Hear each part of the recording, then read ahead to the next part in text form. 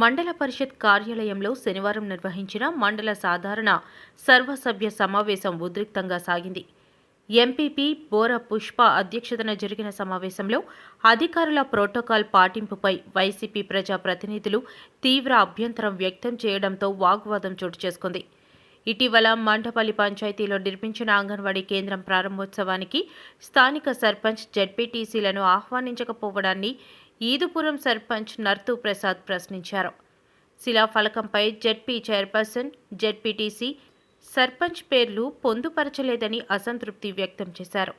ప్రజాప్రతినిధులను పక్కన పెట్టడం సరికాదని, అధికారుల నిర్లక్ష్యాన్ని సహించబోమని హెచ్చరించారు.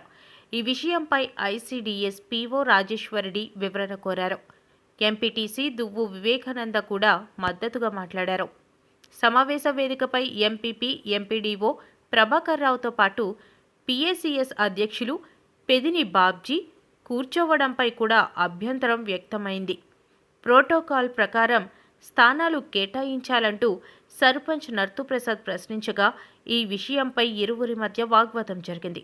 పరిస్థితి ఉద్రిక్తంగా మారడంతో ఇరుపక్షాల ప్రజాప్రతినిధులు ఒకరిపై ఒకరు ఆరోపణలు చేసుకున్నారు. ఘర్షణను అదుపులోకి తేవడానికి ఎంపీడీఓ ప్రభాకర్ రావు, అడ్మినిస్ట్రేటివ్ అధికారి రామారావు జోక్యం చేసుకున్నారు.